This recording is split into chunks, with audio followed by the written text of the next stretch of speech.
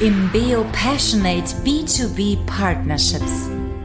Das LinkedIn Live Videocast-Format mit Praxiswissen für Gründer, Unternehmer, Geschäftsführer und Führungskräfte aus dem Mittelstand rund um Innovation, Selbstführung, Leadership, internationales B2Business Development und nachhaltigem Netzwerken mit und auf LinkedIn. Präsentiert von deinem Host İlkay Özkisaoğlu aus Bayreuth. Yes, a wonderful good evening, dear LinkedIners and coating specialists from all the world and from all the LinkedIn universe. Let me greet with you together Thomas Kolbusch, the Vice President of Coatema. Hi, Thomas, how are you doing? And are you okay if we talk in English now? Yeah, excellent. No problem. We had a briefing just now, but we didn't talk about the most essential question. What is the language today? Do we do it in German or English? But because we are talking today about the 19th International Summit, I thought it's very much appropriate to talk with you in English right now. Thomas, for all our friends on LinkedIn, our customers, our suppliers, all our stakeholders, would you be so kind and introduce yourself for those that don't know you so far? Okay. Yeah, let me introduce myself. My name is Thomas Kolbusch. I'm Vice President for Coatema Coating Machinery, responsible for marketing, sales, and business development. I'm working since 21 years for Coatema Coating Machinery, so quite a while. And beside the job at Coatema, I'm also on the board of directors of the Organic Electronic Association, and I'm also in some European-funded projects responsible for our work there. So it's not only the business, it's also a lot of R&D I'm involved in technology. That's wonderful. And you are one of the inventories, if I may say, of Coatema, right? You're a long-term employee. Yeah, I'm employee number 3. Number 3, okay. So there's a numbering system and you got one of the first numbers, right? Yeah, exactly. Okay, for all of you that have now switched on your LinkedIn feed and you are seeing me live here right now, I'm talking to Thomas Kolbusch from Dormagen, Germany. We are hooked up live here. And what we would like to know is if you are watching our show today, please let us know down in the comments from where you are tuning in right now, because we would like to see how the international spread of our LinkedIn live show will be today. Thomas, while we're waiting for some comments to come in and for the viewers to come in, I see there is already one commenter, and that is Benjamin, Series Life Coach. He says greetings to Coatema. And there's Jigar from India, says good evening from India. Thank you, Jigar, and thank you, Benjamin, for tuning in from as far as India. All the others, please write down where you are tuning in from right now. So let me ask you, Thomas, could you introduce us a bit to Coatema? Could you walk us through Coatema? I mean, I have been in the textile industry, as you know, for roughly 14 years. And prior to that, I was in the sealing industry with elastomer. So I'm very much, iterate, let's say, with dispersions and rollers and full arts. But there is so much a wide variety of coating machinery available. What is your specialty and what do you focus on at this time? Yeah, let me give you a short overview on Coatema Coating Machinery. The company started around 40 years ago with building coating equipment for textiles. And that's also the reason for the name. Coatema comes from coating textile machinery. So we are a German-based company with an English name, which is confusing a lot of people. But the focus of the company was from the beginning to develop coating equipment for different type of substrates. And the main idea is bringing functionality onto a surface, which can be a textile, can be a plastic film, can be a metal film. And if people think about coating, and I had a talk 2 weeks ago here in Germany, where coating is used in the daily life, think about the raincoat. The raincoat in 1830 was the first coated product globally, developed by a guy from UK. And he coated a rubber coating onto a textile and made a raincoat out of it, and globally controlled the market for quite a while. Terrible product, not breathable, nothing. It protected against rain, but it was also protecting against anything getting to the outside. So coating raincoats, dashboard materials in automotive, medical applications. So you have a big range of products where we use coating. So Coatema started in textile coating, and 20 years ago, we moved into high-tech markets. You know the discussion at the moment on electromobility, on fuel cells. We started 21 years ago on fuel cell developments for Daimler. At this time, everyone believed in 2004, 100,000 fuel cell cars. So we had big business in selling pilot coaters for high-tech. From fuel cells, we moved to lithium-ion batteries, flexible solar, printed electronics. And then we understood, as a small, medium enterprise with always around 50 to 60 people, that we had to look to technology niche markets to be competitive globally against the big ones. Beside building the equipment, developing equipment, early stage on, we did research and development for customers. So we have Europe's biggest R&D center with over 14 pilot coaters, R&D team of 10 people. And here we do development for industrial customers, for startups, and we do public funded projects, which are also part of our work, mostly European funded projects. So beside the equipment business, it's a big scope of services for our customers in R&D and technology development. The idea of Coatema is we always look for new markets. So the latest development, what you may have seen in the news, flexible displays need flexible films with flexible conductivity. That's one of the big markets, growth markets of Coatema at the moment we are working on. So that's in a nutshell overview what Coatema is doing. Wonderful, wonderful. So you said you have some laboratory equipment that is running and available for trials. How many did you say? Did you say 14? 14 units we have available. Okay. In different scale, different working with, different functionality. Everyone is invited to do our virtual tour. If you go to our website, there's a virtual tour of the R&D center, and it's quite impressive. And the units are used on a daily basis. So it's not a showroom. It's a working environment. We do at the moment 12 public funded projects in this R&D center, but we also do training, and normally we do our coating conference every year in this R&D center, showing running equipment, which is this year a little bit different. Yeah, a little bit different and a little bit challenging, but we will make the best out of it. And in the second part of our life, we will talk about it. Right now, Thomas, what I'm interested in is, because I'm coming from an operational background, so how does the process work? I mean, I have now 14 laboratory equipment over there with you. How do I approach you, and what do you need to know to decide whether you can conduct a trial or not? Yeah, the R&D team, team of 10 people, has different questionnaires. These are people from production environment, from university, from research institutes, and they normally take a look if it's possible to coat the chemistry you want to put onto a surface, if we can handle the substrate you want to put the chemistry on, and if we're also able to do the complete final product for our customers. If you think about, for example, on printed electronics, if you have flexible solar cell, organic PV, you have 5 layers you have to apply, you have to laminate a barrier film. So we are able in-house to do the complete process for our customers. Sometimes it's only coating 1 layer just to do a proof of concept for new technologies, or we do also on a regular basis standard products so people can compare our results with their results from their production lines.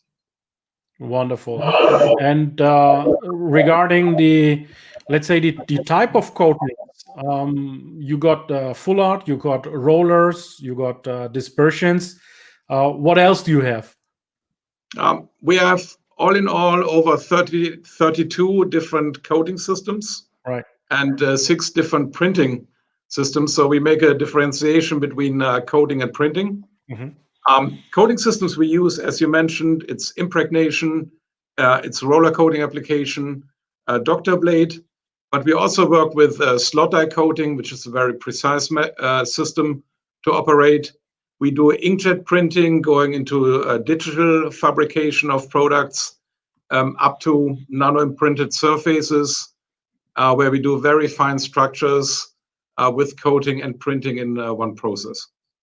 Wonderful. For our commenters, I'm seeing right now commenters are coming in. I have a question for you. Do you have a coating equipment? I'm asking now our viewers. Do you have coating equipment in-house already? And if yes, if so, please write down in the comments what type of coatings do you offer for your markets. Let's exchange a little the technologies that are available around here on our LinkedIn communities. Thomas, thank you so much for giving us the insights on Coatema. So it looks like that you are one of the market leaders, maybe even the market leader in coating technologies. Can we say that? We think so. In some technologies we are, and also in some markets, because we are there for quite a while. And we are also part of the ATH holding in Hamburg, which is a big technology holding, combining several companies out of the converting business. So in the overall holding, we have 450 people, 4 different companies specialized on different areas in coating and printing. So if you see the overall ATH holding, that's one of the biggest, I think, conglomerates globally on coating, printing, and laminating equipment. Yeah, the reason why I was asking you is to set up the credibility and to come to the next point, which is our main topic today, which is the 19th Virtual International Summit. So before we come to the agenda, which we will present today in detail for the 4th of November, Thomas, let me ask you about this symposium. Now it's the 19th edition, which is quite a number. So when you think back about edition number 1, can you take us on your journey from edition number 1 to today? What has evolved over that time? What trends have you pursued? How has the symposium developed over the time? Yeah, there was quite a development. I still remember the conference number 1 or symposium number 1. It was also here in Dormagen. We were at a different location, and we did it directly in our assembly hall to have enough space for all visitors. At the first event, we had around 50 people. It was a 2-day event. And at this time, we had 2 pilot coders. And I remember this event because we had some technical topics in this assembly hall. For example, the compressor for the assembly hall started every 45 minutes, which was a little bit difficult for the speakers. And we had the talks, and people just had to walk 5 meters to the pilot coder to see the live trial in operation. But based on this very small event, we learned, and we developed to number of 100 to 150 people. We switched into English as a standard language, because we have a lot of international, or we had at least the last years, a lot of international visitors from North America, from Asia, coming to this event. Basically, the idea is to listen to presentations, technical presentations, not advertising. And most of the speakers have to show in the afternoon on the machine what they promised in the PowerPoint presentation. Wow. Which was difficult sometimes to get the speakers into the conference. Some speakers canceled last minute because they weren't sure if their coating trial would operate. But on the other hand, we had a wild mix from people from renewable energies, textiles, other industries, sitting together and suddenly discussing, okay, why did this trial not work? or why were these trial results different, like the results they had at home. So latest, let's say after lunch, we had networking poor. We had panel discussions. I sometimes had to stop after 1 hour or 1 hour 30 minutes, because we always had an evening event on day one, because people started technical discussions and didn't stop. And I must say also on day two, where sometimes people are a little bit more tired, we had really nice discussions. And what we are also proud of is we moved into a different location in Dormagen, so we now can host 100, 120 people in our conference area. We have more systems to show, but the spirit of the people is similar to the spirit of the first symposium. No one is sitting there and just listening. It's always questions. It's, yeah, some people like also to operate the machine in the afternoon themselves. We make this possible, and never someone was injured or we had any problems. So it's fascinating to see, let's say, 60 people around a high-speed running coating machine, but it's possible. Yeah. And on this virtual show, will you also run a trial and show the people how the equipment runs? I think you were talking about video, right? Yeah. We do a video upfront. We do digital trials or virtual trials at the moment for customers. Mm-hmm. But honestly, if you don't use a very pink color on a lot of our coating operations, you don't see a lot in HD video. So we do an upfront video to really have the interesting shots for our customers. Live stream of a coating trial might be not as fancy as we thought when we tried the first ones. But we will have videos. We also will have some experts explaining the background of the trials we are doing. So we're trying to, let's say, at least to have the spirit of the analog event. I totally can resonate with what you are saying. This is the reason why I have invested now in a Canon 90D with a lens, a kit lens that has 18 to 135 millimeter. This is exactly the reason, because I want to make macro shots. Yeah, without those, you don't see anything. I have a group here in LinkedIn called Dach TV, where I was discussing how to make the best flowing shot of a textile machinery.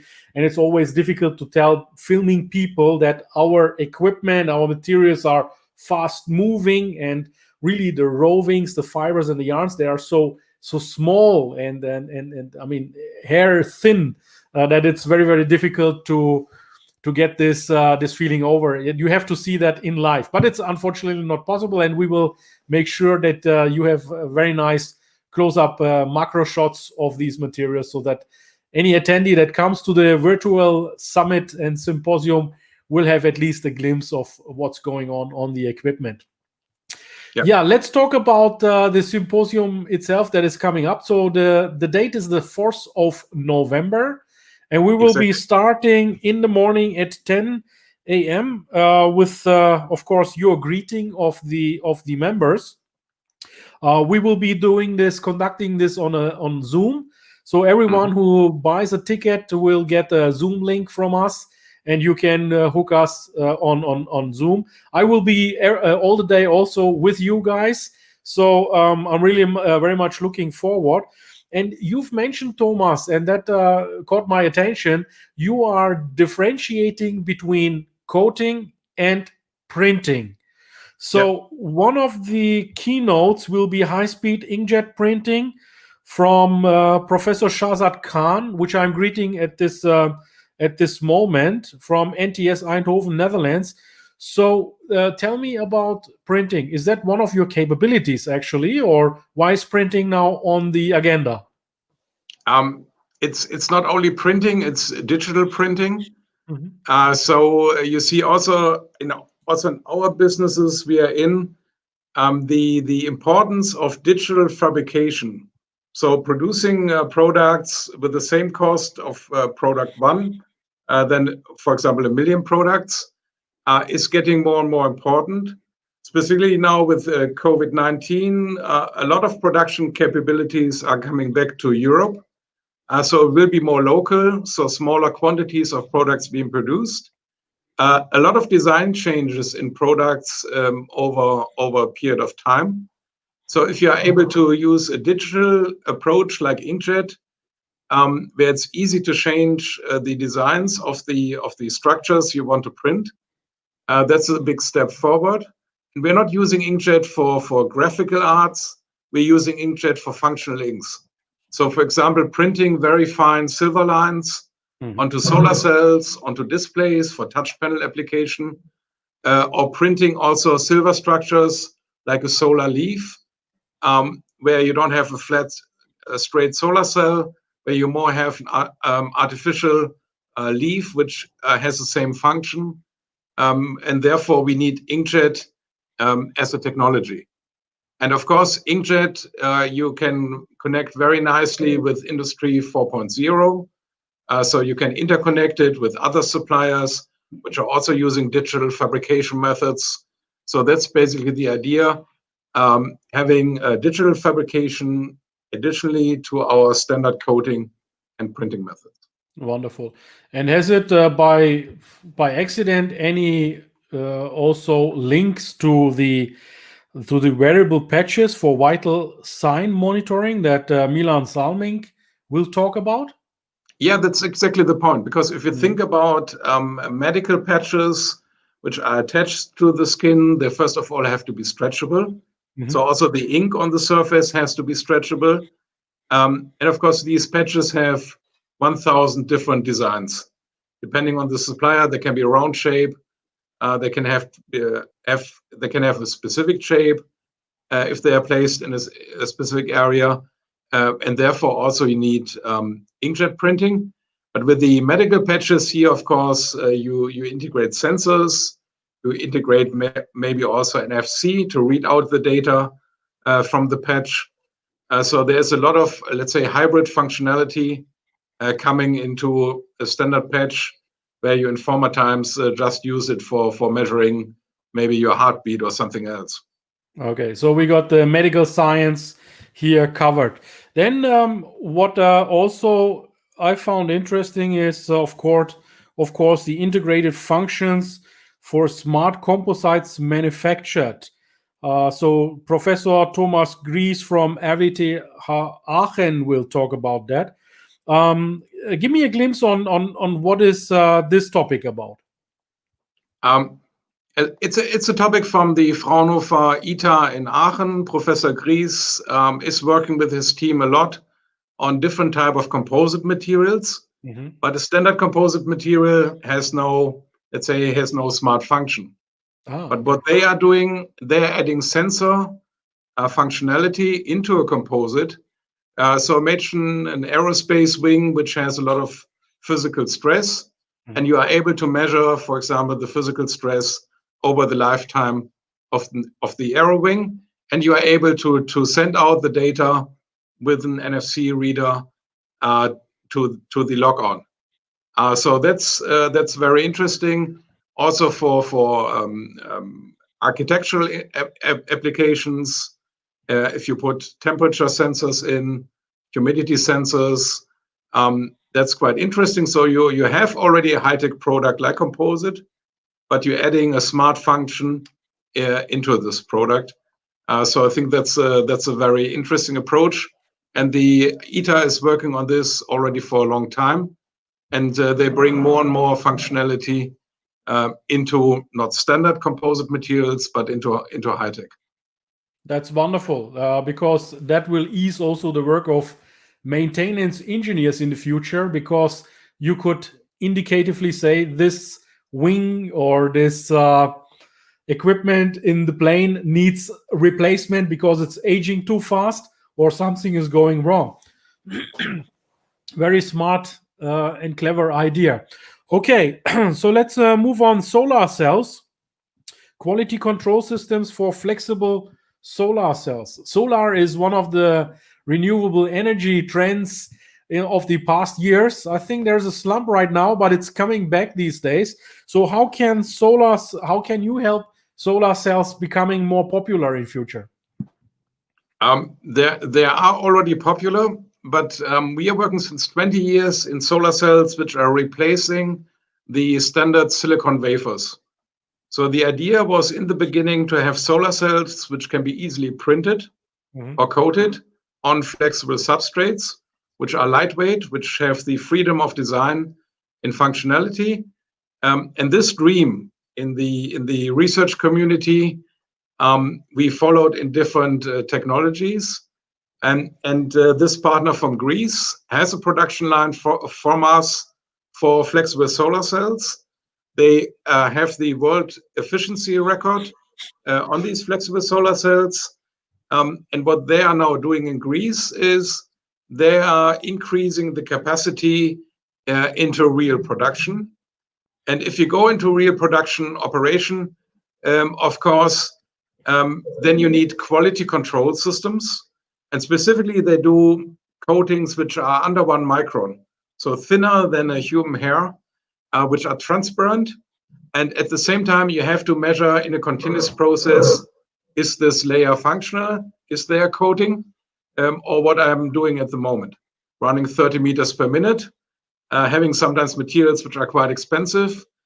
So you can imagine how important quality control, quality management, but also analysis, big data is quite important for this.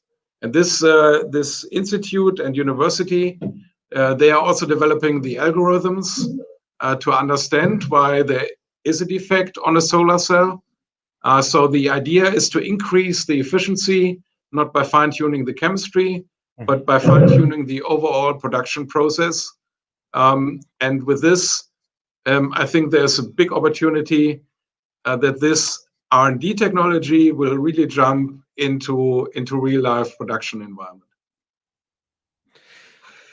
Okay, so we've gone through medical applications, we've gone from aerospace applications, from coating to dyeing and printing. Obviously, we don't have the time to go overly into the detail of the keynotes lineup. Yep. If you are interested in the keynote speakers, please have a look at the link which I will provide somewhere around this LinkedIn Live.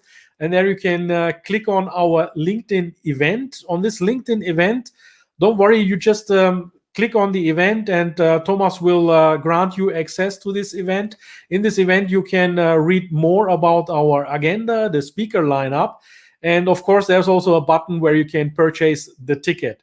But before we come to the ticket details, Thomas, then as a final point, you are conducting 2 panels during the 4th of November. What is the idea of the panel and why should our viewers attend to the panels?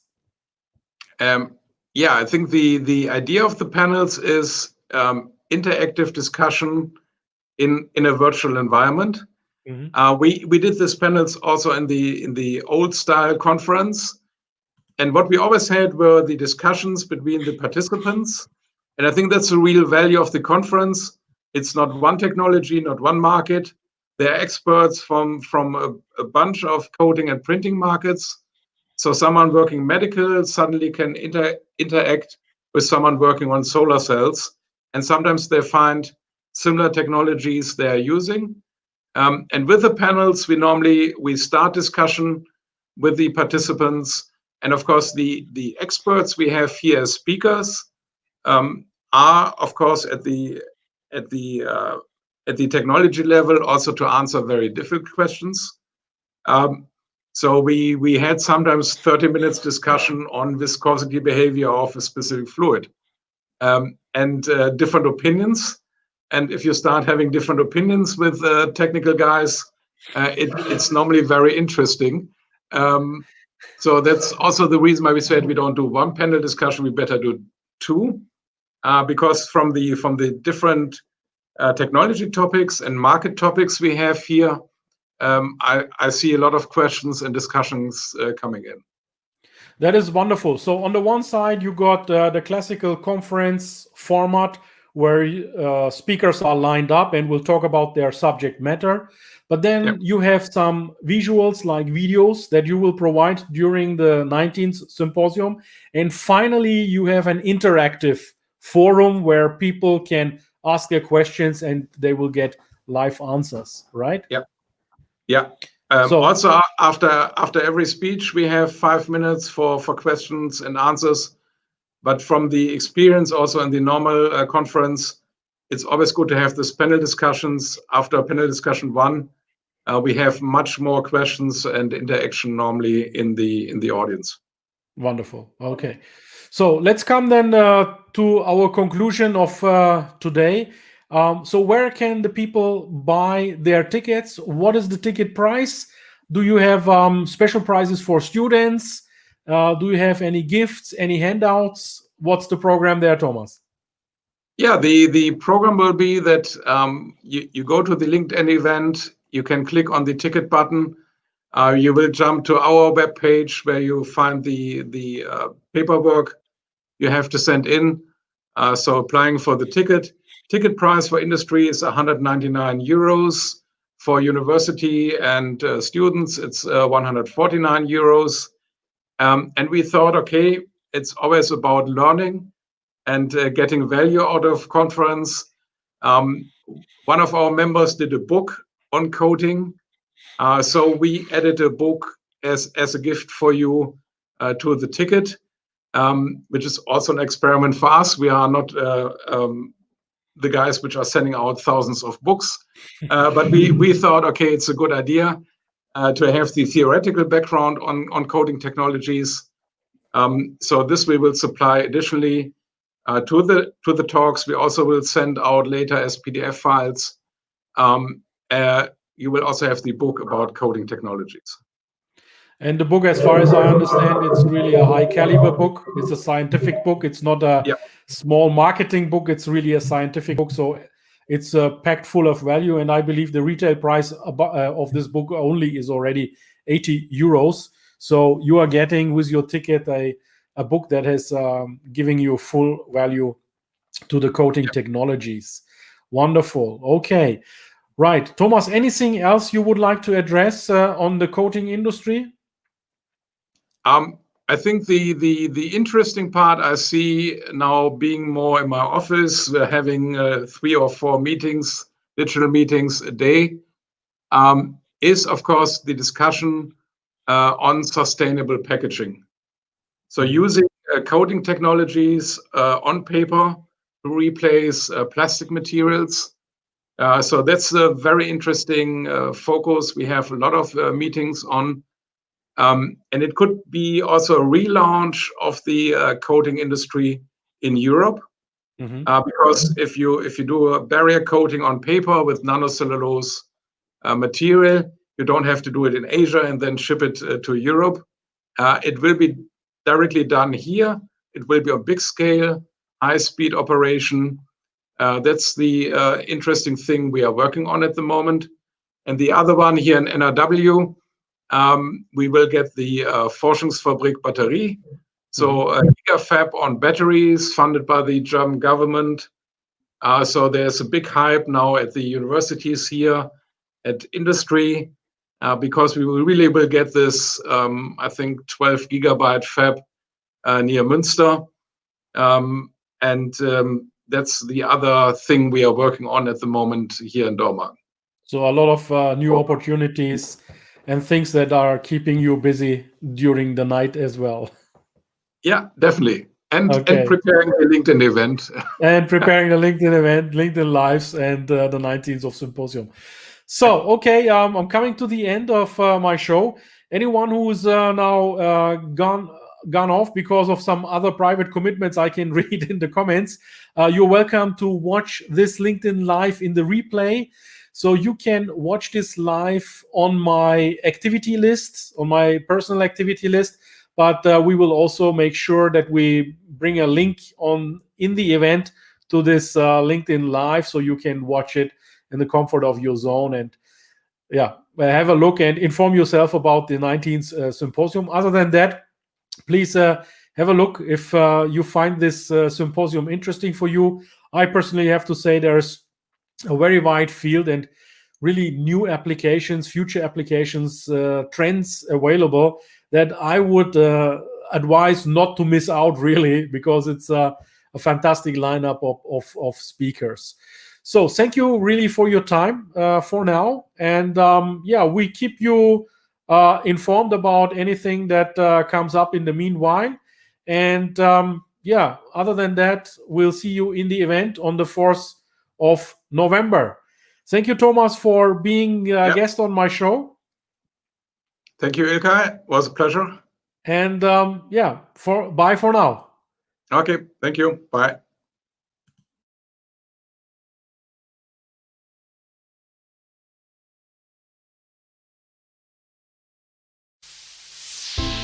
IMBEO Passionate B2B Partnerships.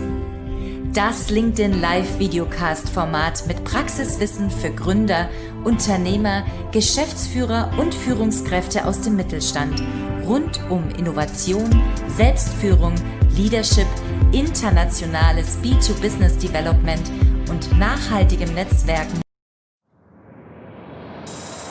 Das LinkedIn Live-Videocast gefällt dir? Dann empfehle ihn bitte weiter und unterstütze die Arbeit von Ilkay Özkesaoğlu mit einer Bewertung auf LinkedIn. Du willst noch mehr Tipps zum B2Business Development im Mittelstand? Vernetze dich mit Ilkay Özkesaoğlu direkt hier auf LinkedIn und erhalte täglich werthaltige Inhalte direkt und bequem in deinem LinkedIn-Feed. Tschüss und auf Wiedersehen.